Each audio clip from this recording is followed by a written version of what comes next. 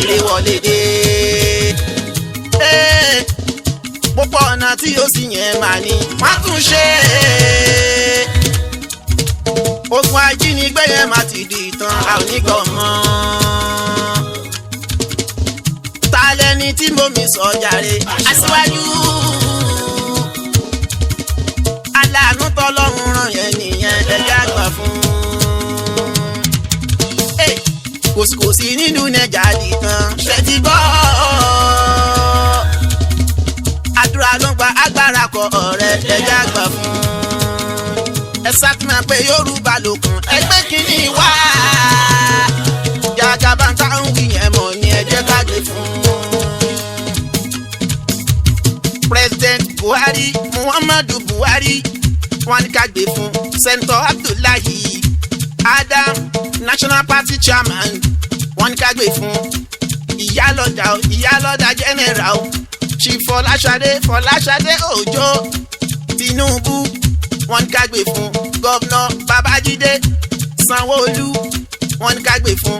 Alhaji Musiliu Àyìndé Akínsànyà MC Olúọmọ wọ́n ní ká gbé fún. Comrade Babátúndé Àṣàfà wọ́n ní ká gbé fún. Kò síná kò sọ́nà ní Nàìjà wa adópin. Akàwé kò síṣẹ́ ní Nàìjà wa ó dọ̀rọ̀ ìtàn. Gbogbo ohun tó lè ń bọ̀ wá dẹ̀rọ̀ ó dájú.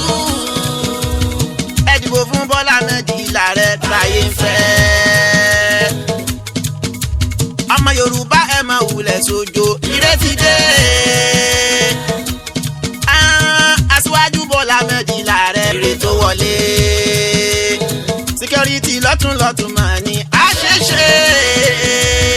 Aṣíwájú Bọ́lá Mẹ́jìlá rẹ̀ táyé ń fẹ́. Ètò iná tí yóò sì yẹn máa ní àdìrọ̀rùn. Ẹ̀kọ́ ọ̀fẹ́ fún wa ní Nàìjà ire wọlé dé. Púpọ̀ ọ̀nà tí yóò sì yẹn máa ní wọ́n tún ṣe. Ogun ajínigbé yẹn máa ti di ìtàn a ò ní gbọ́ mọ́. Ta lẹni tí mo mi sọ jàre Aṣíwájú.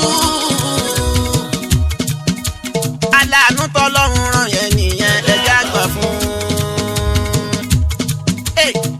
Kò sí nínú nẹjà nìkan ṣe ti gbọ́.